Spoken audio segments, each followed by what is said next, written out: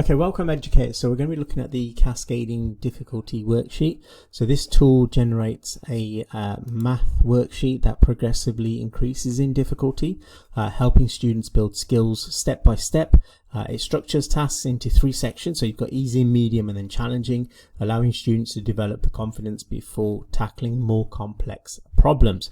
So designed to support student agency and critical thinking, it encourages problem solving and independent learning.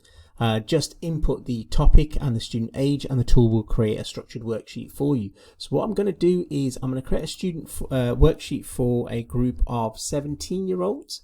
And then rather than typing in my own learning intention, what I'm going to do is I'm going to link it with one of the IB, one of the IB curriculums. So I'm going to click on curriculum link and we are going to select Maths AI. And then the unit that we are going to be doing, let's do numbers and algebra, and then click on the topic and we're going to go to standard level. And then on standard level, we're going to select, we'll do operations, and we'll do arithmetic sequences along with geometric sequences. So we'll select all 3 of those areas. So as you can see, we've selected all 3 of those areas.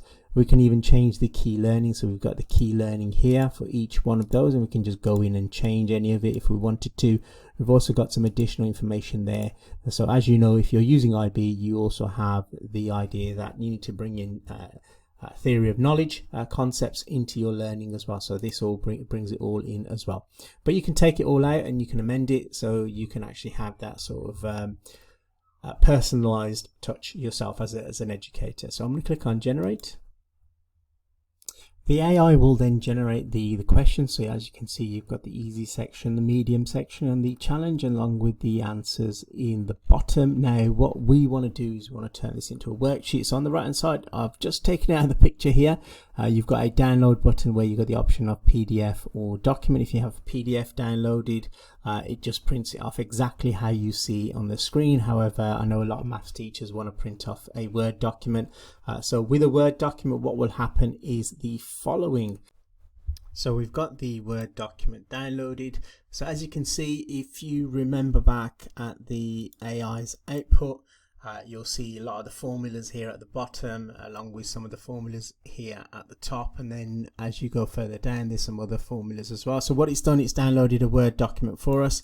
And you will notice that the latex code is written into where the formulas normally are. All you do is highlight the latex code, press Alt equals, and that will bring up the equations button or the equations ribbon at the top of the Word document. You select equation and you'll find that your bar changes at the top. Make sure latex is selected, and all you need to do, where it says convert, click on the drop down arrow and select where it says current professional. You can click on current professional, and what happens there is the formula has now changed into a format that obviously we're happy with and we want to use in the classroom. And that's it. So that's all you need to do. You just need to apply those the formula changes or the formatting changes to the worksheet, and then it's all done. Yeah, have fun with this worksheet. It's a great worksheet to use sort of in the classroom.